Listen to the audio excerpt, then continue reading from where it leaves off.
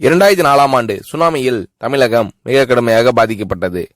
2004இல் சுனாமியில் தமிழகத்தில் மட்டும் 6065 பேர் இறந்தார்கள். 88 கிராமங்கள் நிலைகுலைந்து அழிந்து போனது.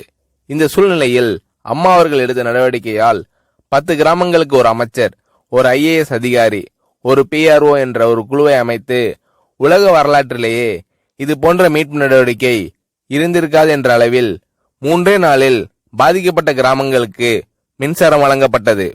குடிநீர் வசதி செய்து தரப்பட்டது. இந்த மின்னல் வேக நடவடிக்கையால் அப்போதிருந்த இந்திய ஜனாதிபதி அப்துல் கலாம் மற்றும் அமெரிக்காவின் முன்னாள் அதிபர் கிளின்டன் ஆகியோரின் பாராட்டுகளை அம்மாவின் அரசு பெற்றது. அழுத கண்களை துடைக்கும் கரம் கொண்டவர் அம்மா அவர்கள். ஆண்டவன் யாரோ ஒரு நபர் மூலமாக வருவார்.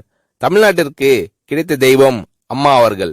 சுனாமியில் பாதிக்கப்பட்டவர்களில் 40 பேருக்கு 2 குழந்தைகளும் சுனாமியில் இறந்து விடுகிறது.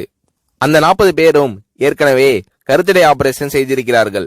பெற்றோர்கள் மட்டும் உயிர் பிழைத்திருக்கிறார்கள். உயிர் பிழைத்தவர்களுக்கு இனி குழந்தை கிடையாது என்ற நிலையில் அவர்களுக்கு கருணைவு ஆபரேஷன் செய்து அவர்களில் பல பேருக்கு குழந்தை பிறந்து அந்த குழந்தைகள் இன்று பள்ளிக்கு சென்று கொண்டிருக்கிறார்கள். நாகப்பட்டினத்தில் அம்மா அவர்கள் மீனவர்களை சந்தித்த போது மீனவர்கள் கதறி அழுதார்கள். அவர்களிடம் அம்மா அவர்கள், நான் இருக்கிறேன், நீங்கள் கவலைப்படாதீர்கள், இழந்து போன உயிரை தவிர மீதி அனைத்தையும் நான் உங்களுக்கு தருவேன் என்று அவர்களுக்கு தேவையான அனைத்து உதவிகளையும் செய்து தந்தார் அம்மா அவர்கள்.